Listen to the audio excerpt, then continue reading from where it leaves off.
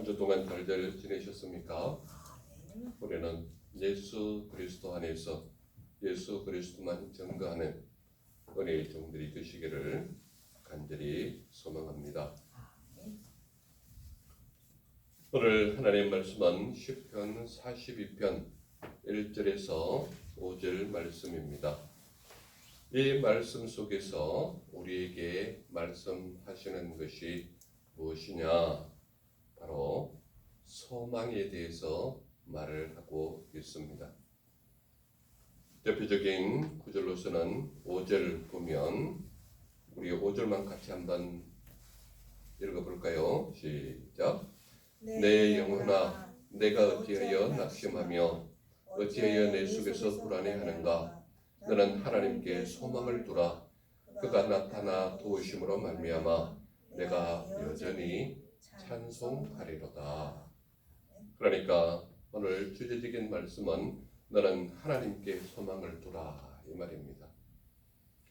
오늘을 살아가는 수많은 사람들은 그들의 삶 속에서 소망을 찾기가 어렵습니다. 왜 그런가 하면 코로나로 인한 장기적 불황으로 인하여 언제 끝날지 몰라 하는 그들의 내면 속에는 소망을 찾을 수가 없는 그들의 모습을 볼 수가 있다 이 말입니다. 물론 중국 우한 지역에서 시작된 이 코로나19가 올해 벌써 2020년을 맞이하면서 작년 10월 달부터 시작됐던 것이 올해 10월 달이니까 벌써 우한 지역에서 나타난 그 폐렴이 벌써 1년을 지나고 있는 것입니다.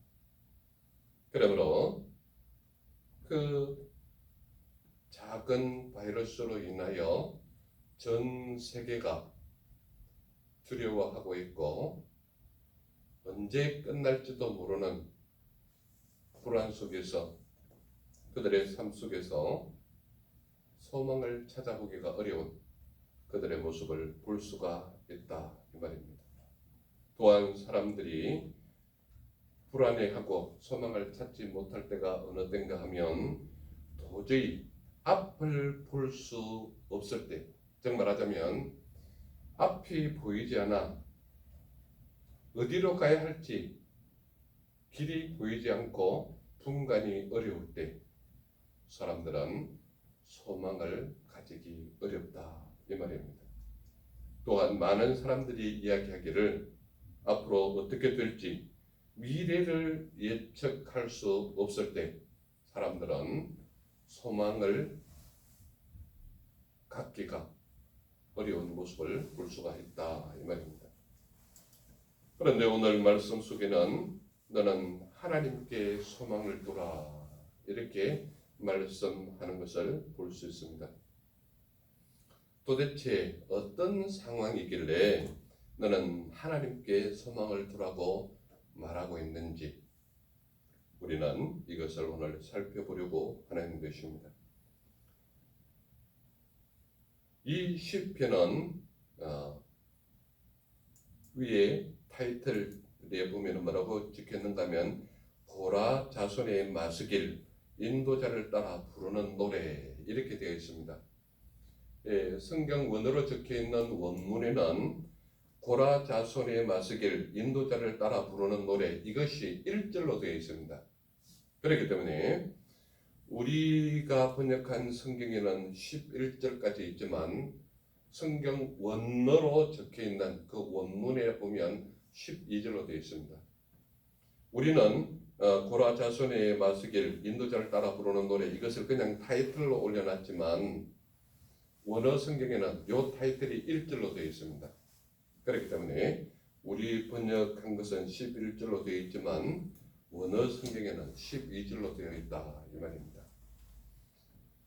여기 보면 고라 자손의 마스길 인도자를 따라 부르는 노래 이렇게 되어 있는데 이 시가 고라 자손에 의해서 시가 저작되었다 이런 의미로 보는 학자도 있고 또 다른 측면으로 보면 고라 자손은 어떤 사람인가 하면 모세가 출애굽했을 때 가장 반기를 들고 모세를 대적했던 자손들이 고라 자손입니다.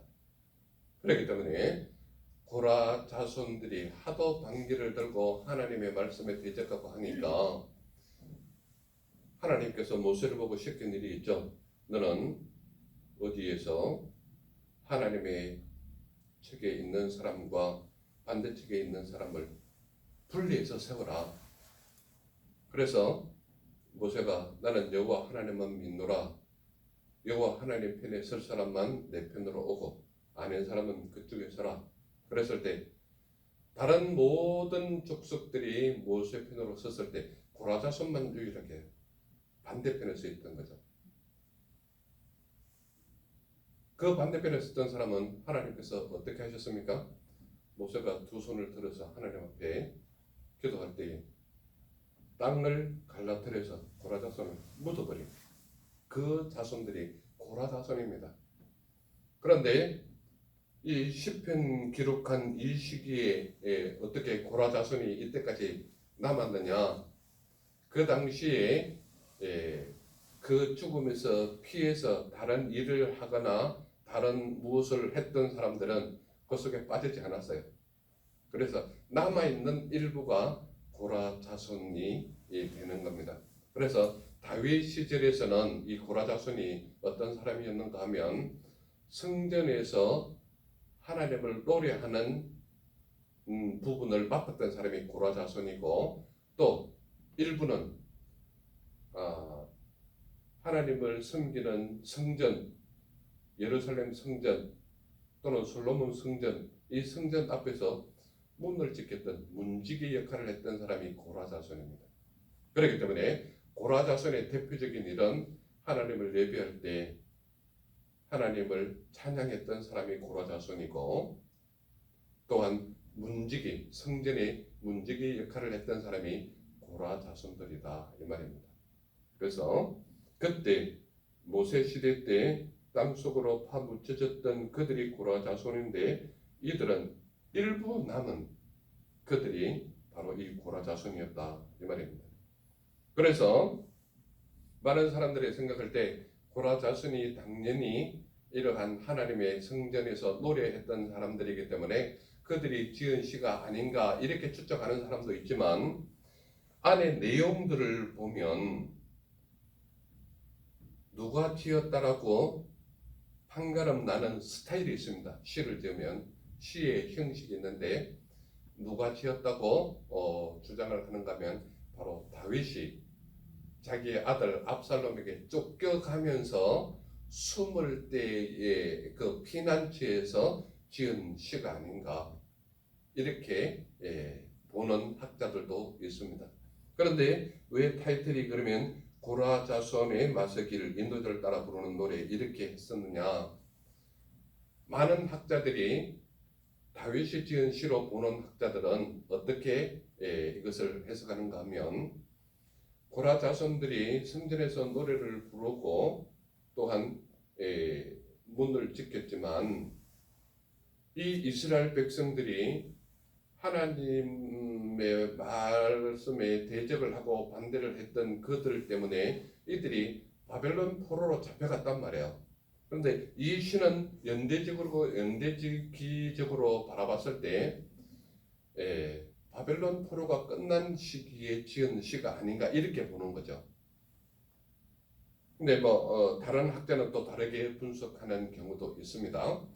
그런데 이 시가 많은 사람들이 볼 때에 다윗이 피난길에 지었던 시가 아닌가 이렇게 보는 것입니다.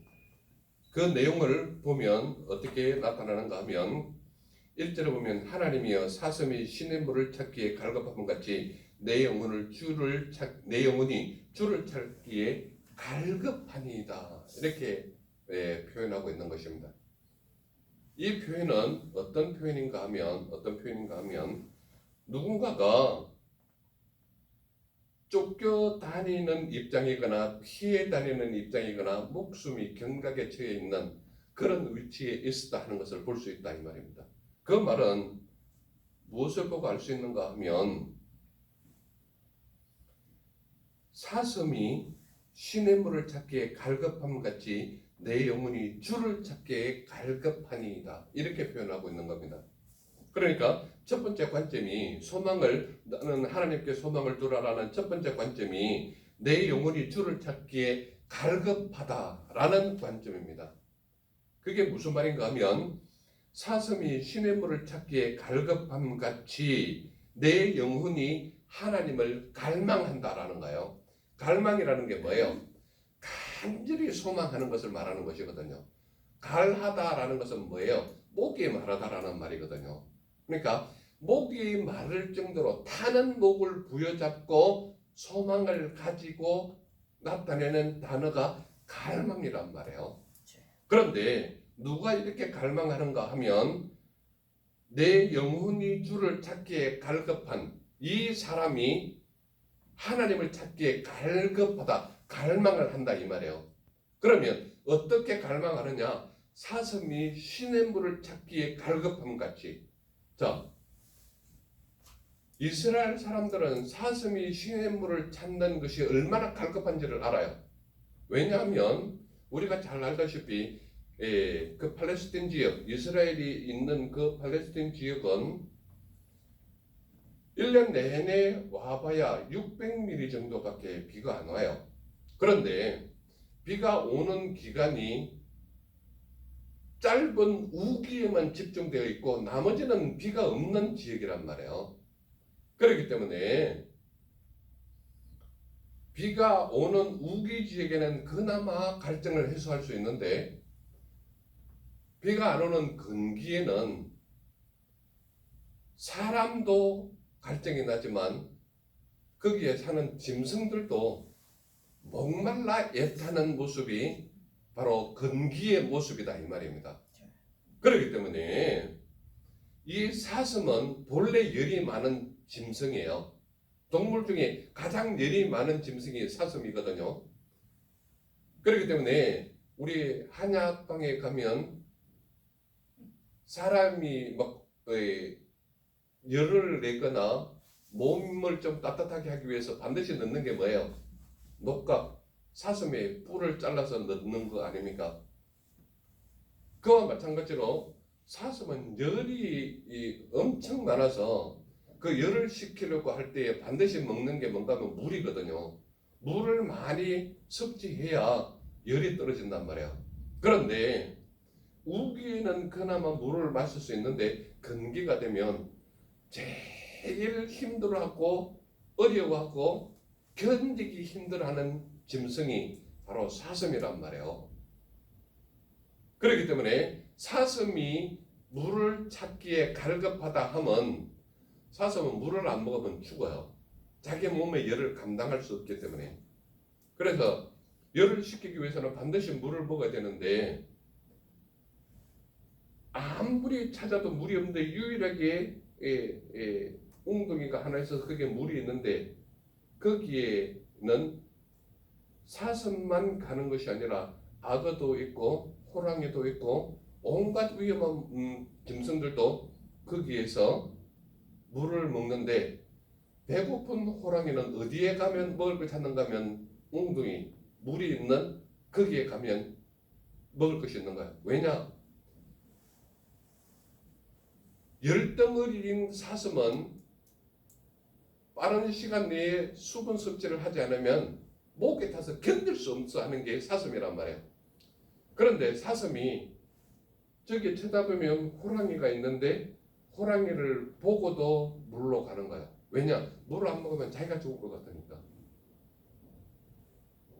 그래서 이스라엘 사람들, 히브리 사람들이 이 말을 얼마나 잘 아는가 하면 건기에 웅덩이 하나 발견했으면 맹수고 사람이고 거기에 가면 먹을 것을 구하는 거예요. 동물들이 물을 찾아서 내려오기 때문에 숨어서 기다리기만 하면 먹을 것을 찾을 수 있는 거예요. 그거는 사람도 그렇고 맹수도 그렇다 이 말이에요. 그러므로 온 며칠을 동안 사냥을 다녔는데 사냥을 전혀 못한 사냥꾼은 웅덩이 하나만 찾으면 해결이 되는가요? 왜냐하면 기다리게만 하면 제일 목말라 하는 사슴이 먼저 내려오거든요. 그럼 잡으면 되니까. 맹수도 마찬가지란 말이에요. 하이에나나 호랑이 같은 이런 것들은 물가에만 와가지고 웅크리고 있으면 물을 못 먹어서 안달난 동물들이 거기에 오는 거란 말이에요.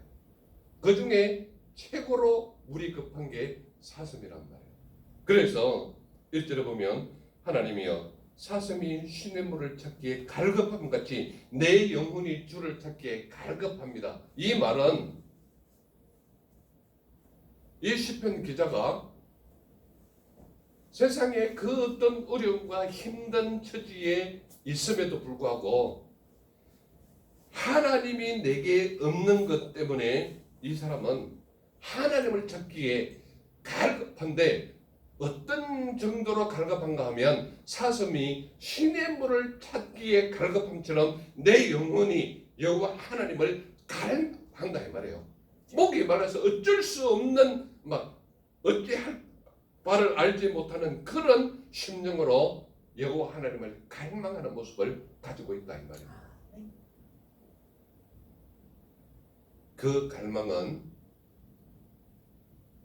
목말라 본 사람만 알 수 있고 며칠 굶어 본 사람만 그 갈망을 알 수 있고 하나님이 없어서 외면당해 본 사람만 그 갈망을 알 수 있고 하나님이 없어서 정말 목숨이 경각에 위태로운 자만 이 말씀을 이해할 수 있다 이 말이에요. 얼마나 갈급하면 자기 위치에 목숨이 얼마나 경각의 위치에 있으면 사슴이 신의 물을 찾기에 갈급함 같이 내 영혼이 여호와 하나님을 찾기에 갈망하나이다. 이 말을 하고 있는 거예요. 그러므로 이 상황에 처해 있는 이 시편 기자는 자기의 모습이 여호와 하나님이 나를 떠난 것 같은 그 모습이 목이 말라서 견딜 수 없는 그 사막 광야에서 몇 날 며칠을 물 한 모금 없이 걸어본 나그네와 같은 모습으로 여호와 하나님을 갈망한다라고 표현하고 있는 거예요.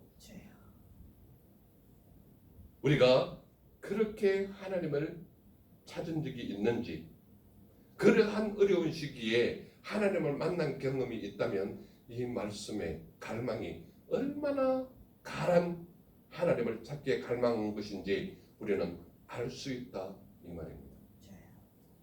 두 번째로 나타나는 관점은 뭡니까? 이렇게 얘기합니다. 내 하나님이 어디 있느냐라고 한다 이 말이에요. 누가 그랬습니까? 누가 그랬습니까? 사람들이. 자, 3절 한번 볼까요? 3절 같이 한번 읽겠습니다. 시작. 사람들이 종일을 내게 하는 말이 내 하나님이 어디 있느냐 하오니 내 눈물이 주야로 내 음식이 되었도다. 그러니까 이 시편을 기록한 사람의 갈망함이 얼마나 딱하고 정말 보기에 안타까운 현실에 놓여 있으면 사람들이 손가락질하면서 네 하나님 어디 있냐? 네가 믿는 네 하나님이 어디 있느냐? 이렇게 말한다 이 말이에요. 그 말은 결과적으로 그 말을 하는 그 사람들은 하나님이 있다고 인정하는 거예요? 없다고 인정하는 거예요? 하나님이 없다고 인정하는 거란 말이에요.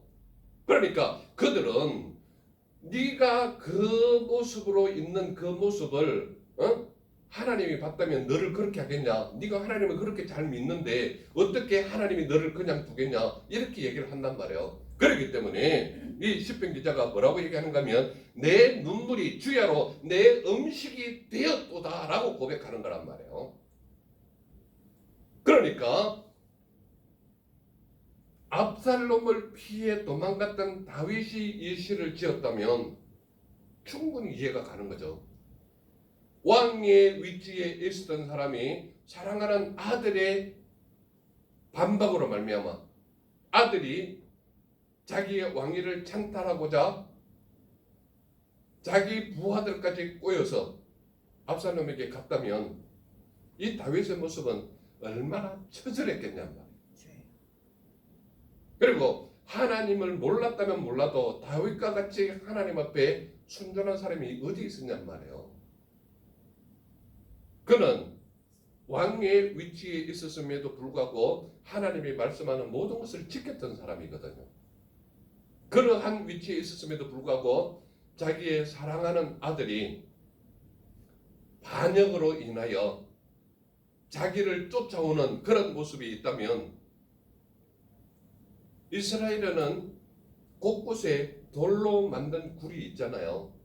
그 구덩이 속에서 얼마나 눈물을 흘렸겠냐 이 말이에요. 그리고 그 피신하는 가운데 만나는 사람들이 네가 믿는 하나님이 어디 있냐? 하나님이 있으면 네가 그렇게 되겠냐? 이런 말을 하고 있다는 얘기입니다. 그러니 사람들의 그 시선도 힘들고 어렵지만 그렇게 하는 그 말 때문에 자기가 하나님께 무언가가 잘못돼서 이런가 보다라는 생각도 들 것이고, 하나님 앞에 내가 온전히 서지 못한 건 아니냐라고 반성하는 모습도 있겠지만, 그가 하나님을 바라보면서 주야로 자기의 음식이 자기의 눈물이 됐다, 이 말은 얼마나 눈물을 흘리면서 하나님 앞에 통곡하면서 기도했겠냐 이 말이에요. 그 기도가 아니면 우리는 오늘 살아갈 수가 없는 모습이 우리의 연약한 모습 아니겠습니까?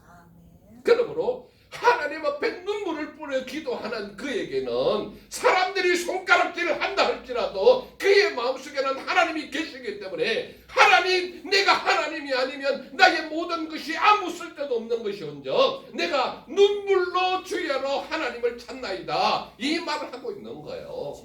그러므로 그의 마음속에는 사람들이 손가락질하며 네 하나님이 어디 있느냐, 이 말은 네게 보여주는 하나님이 어디 있느냐, 우리의 현실을 바라보면 하나님이 없는 것처럼 생활하고 있는 그 모습이 얼마나 답답했겠냐 이 말이에요.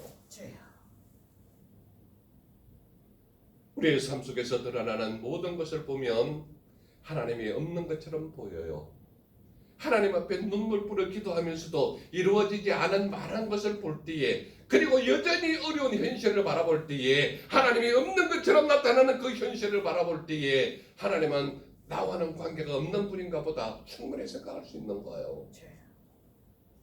다윗이 피시나에서 동굴 속에서 밤을 지내며 여호와 하나님을 찾을 때 그의 마음속에는 얼마나 비통한 눈물이며 얼마나 안타까운 눈물이며, 하나님 나를 외면하지 말라고, 하나님 나를 모를 체 하지 말라고 얼마나 답답한 눈물을 흘렸겠냐 이 말이에요. 그래서 이 시편 기자가 나타내는 것이 내 눈물이 주야로 내 음식이 되었다라고 고백하고 있는 거예요. 세 번째로 나타나는 관점이 뭡니까? 너는 하나님께 소망을 두라 라고 말하고 있는 것입니다. 이 시편 기자의 내용을 한번 보세요. 얼마나 그가 마음속에 하나님을 그리고 있는지. 그가 나타나 도우심으로 말미암아 내가 여전히 찬송하리로다, 이렇게 고백하는 거예요. 몇 절에 있습니까? 5절입니다. 5절 우리 다 같이 한 번 더 읽어볼까요? 시작. 내 영혼아 내가 어찌하여 낙심하며 어찌하여 내 속에서 불안해하는가? 너는 하나님께 소망을 두라. 그가 나타나 도우심으로 말미암아 내가 여전히 찬송하리로다. 이 찬송은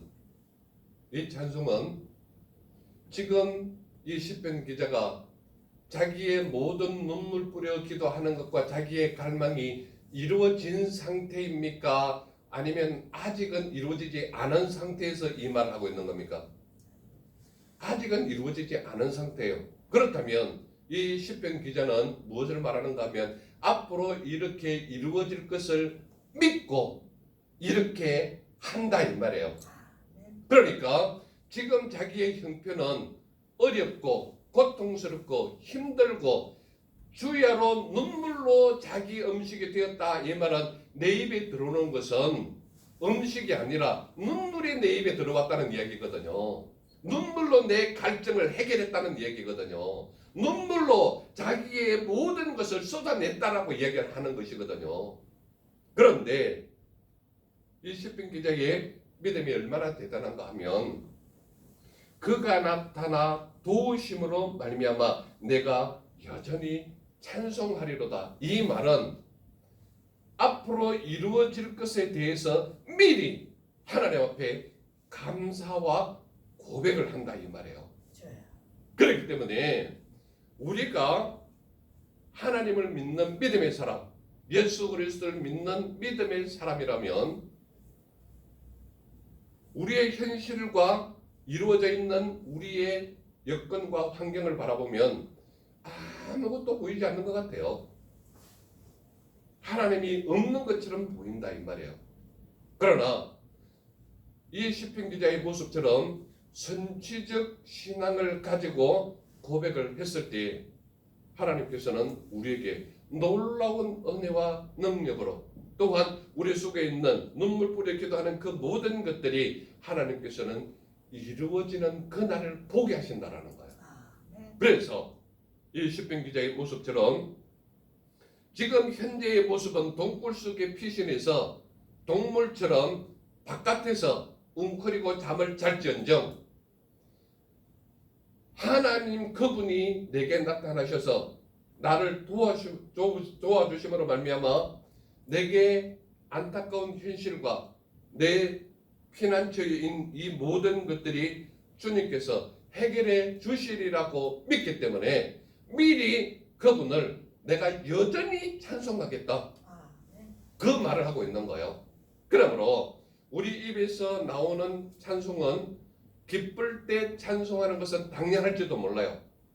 그러나 내게 어려울 때에, 내게 힘들 때에, 내가 고통스러울 때에, 앞이 안 보이는 분간할 수 없는 어려움에 처해 있을 때에, 내가 가는 길이 도저히 보이지 아니하고 모든 벽이 막힌 것처럼 느껴질 때에, 그때 살아계신 하나님을 향하여 내 입술을 열어 찬송할 때에 하나님께서는 그의 믿음을 보고 선취적 그 신앙 때문에 하나님은 그의 모든 것을 도우시는 하나님이시다.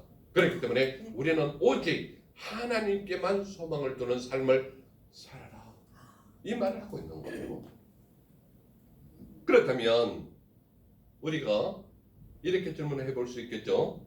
사람들은 왜 하나님께 소망을 두지 못하는가? 즉 사람들은 왜 하나님께 소망을 두지 않는가 이 말이에요. 여러분들은 왜 그렇다고 생각하십니까? 많은 사람들은 보이지 않는 하나님을 인정하지 않기 때문에 하나님께 소망을 두지 못한다 이 말이에요. 하나님은 영이신 하나님이시기 때문에 우리 눈으로 볼 수 없다 이 말이에요. 그러나 보이지 않는 하나님을 믿을 때 그 믿음으로 말미암아 그의 의를 삼는 것이 또한 하나님이신 것입니다. 많은 사람들이 왜 하나님께 소망을 두지 못하는가 하면 보이지 않는 하나님을 인정하지 못하기 때문에 하나님께 소망을 두지 못한다 이 말이에요. 왜 하나님께 소망을 두지 못할까요? 내가 모든 것을 해결할 수 있다고 생각하기 때문에 하나님께 소망을 두지 못한다 이 말이에요. 즉 말하자면 모든 것이 내가 다 이루고 내가 해결할 수 있다라고 생각하는 그 생각 때문에 그는 하나님께 소망을 두지 못한다 이 말이에요. 그러므로 그는 여전히 하나님과는 관계없는 세상 속에서 세상적인 삶을 살아가는 그들의 모습을 볼 수 있다 이 말입니다. 또한 사람들은 왜 하나님께 소망을 두지 못하는가 하면 하나님을 인격적으로 만난 적이 없기 때문에 하나님께 소망을 두지 못한다 이 말입니다. 우리가 신약 성경에 잘 아는 대표적인 인물이 바울 같은 사람이 있지 않습니까? 바울은 스데반을 돌로 쳐 죽이는 일에도 앞장섰던 사람이에요. 그리고 무엇보다도 예수 그리스도를 따랐던 무리들을 쳐 죽이기 위해서 다메섹 도상을 달려간 사람이 바울이란 말이에요. 그런데 다메섹 도상을 달려가는 그가 그 다메섹 도상에서 다메섹 길가에서 하나님을 인격적으로 만나니까 그의 삶이 180도로 변해버렸잖아요. 완전히 변해서 예수 그리스도를 믿는 믿음의 사람을 쳐 죽이는데 1등 공신이었다면 다메섹 도상에서 하나님을 만난 이후로 그의 삶은 예수님을 위하여 일생 동안 그의 삶을 헌신했던 사람이 바로 바울이지 않냐 이 말이에요. 그러므로 많은 사람들이 왜 하나님께 소망을 두지 못하는가 하면 그들은 하나님을 인격적으로 만나지 못했기 때문에 하나님께 소망을 두지 못한다 이 말입니다. 그렇다면 우리가 믿는 예수님은 어떤 분이시냐 이 말이에요. 어떤 분이시냐? 예수님은 자신을 찾는 모든 이에게 소망이 되시는 하나님이 우리 예수님이시다 이 말이에요. 왜 그렇습니까? 우리의 갈급함을 채우시는 분이 우리의 예수님이시다 이 말이에요. 우리의 예수님은 그분을 향하여서 우리의 갈급함과 우리의 갈망함을 그분 앞에 내려놓을 때에 예수님은 우리에게 생수 같은 분이시다 이 말이에요. 그러므로 우리가 갈망하고 갈급해하고 정말 목이 말라 갈증해야 하는 그 모습은 결과적으로 물을 못 마셔서 갈증 느끼는 것이 아니라 예수 그리스도를 못 만났기 때문에 갈증을 느끼고 갈망을 느끼는 거란 말이에요. 그러므로 우리의 갈급함을 채우시는 분은 예수님이시다 이 말이에요. 예수님을 만나기만 하면 그분은 우리에게 생수가 되시는 하나님이시다 이 말이에요. 그렇기 때문에 예수님은 자신을 찾는 모든 이에게 소망이 되시는 하나님이 우리가 믿는 예수님이시다. 그러므로 우리의 갈급함을 채우시는 하나님이 우리가 믿는 예수님이시다. 무엇보다도 내 눈에 눈물을 닦아주시는 하나님이 우리가 믿는 예수님이시다 이 말이에요. 예수님은 우리를 만나주셔서 우리의 눈물을 닦아주시는데 우리의 모든 고민과 해결이 되는 안타까움과 답답함과 우리 속에 있는 모든 안타까움을 하나님이 나를 만나주시기만 하면 내 속에 있는 모든 고민과 두려움이 다 해결되는 거예요. 그 해결해 주시는 분이 누구시냐? 바로 우리 예수님이시다 이 말이에요. 그러므로 우리의 모든 눈물을 닦아주시는 하나님이 우리가 믿는 예수님이시다 이 말이에요.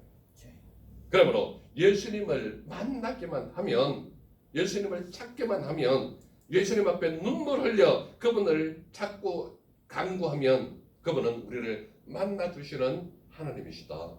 그분이 누구냐고요? 바로 우리가 믿는 예수님이시다. 그리고 예수님은 나의 모든 불안을 해결해 주시는 예수님이다 이 말이에요. 즉 어떠한 예수님이십니까? 나의 모든 불안을 회복해 주시는 하나님이 우리가 믿는 예수님이시다 이 말이에요. 그러므로 예수님께 소망을 두는 모든 자는 예수님께서 친히 소망이 되어 주시는 하나님이 우리 예수님이시다 이 말입니다. 그렇다면 저와 우리 모두는 믿음의 사람인데 믿음의 사람은 어떤 삶을 살아야 하느냐? 믿음의 사람은 바로 예수님께 소망을 두는 삶을 살아야 한다 이 말입니다. 어떻게 소망을 두고 살아갈 수 있습니까? 바로 우리의 갈급함을 예수님께 아뢰는 삶을 살아야 된다 이 말이에요. 우리의 갈급함, 우리의 갈망함을 하나님 앞에 아랠 때에, 예수님 앞에 아랠 때에 예수님은 우리의 모든 갈급함, 우리의 모든 갈망하는 것을 해결해 주시는 분이 예수님이시다 이 말이에요. 그러므로 우리 속에 있는 모든 갈급함과 갈망함을 예수님께 아뢰는 삶이 우리 모두의 삶이 되시기를 바라는 것입니다. 또한 우리의 눈물을 예수님을 찾는 삶 또는 예수님을 구하는 삶으로 눈물 뿌려 기도할 때에 하나님께서는 우리를 만나 주시고 해결해 주시고 우리의 눈물을 닦아 주시는 하나님이시다. 그래서 우리는 눈물로 예수님을 찾는, 즉 눈물로 예수님을 구하는 삶이 우리 모두의 삶이 되어야 한다. 또한 우리 믿는 믿음의 사람은 오직 예수님께만 소망을 두는 삶을 살아서 우리의 모든 소망이 주님 안에서 해결되어서 예수님께서 우리의 참 소망이 되시는 그 삶을 살아야 하는 것이 우리 모두의 삶이 되어야 한다는 것을 말하고 있는 것입니다. 그러므로 사슴이 쉬는 물을 찾기에 갈급함 같이 우리가 목말라 하는 그 어떤 것도 우리 속에 눈물을 흘리며 찾아야 하는 그 어떤 것도 우리가 정말 마음속에서 갈증을 느끼는 그 갈망함도 예수님께 소망을 두기만 하면 예수님은 우리의 소망이 되셔서 우리의 모든 것을 해결하시는 그분께 소망을 두는 우리 모두의 삶이 되시기를 간절히 소망하는 것입니다. 아멘. 기도하겠습니다. 사랑의 주 하나님 감사합니다. 오늘도 우리에게 예수 그리스도께 소망을 두라고 말씀하시는 하나님 감사합니다. 우리의 갈급함을 해결해 주시고 우리의 눈물을 닦아 주시고 우리의 모든 불안을 해결하여 주시는 하나님께 소망을 두는 우리 모두의 삶이 되게 하옵소서. 날 보내주신 예수님 이름으로 감사하며 기도드려서옵나이다.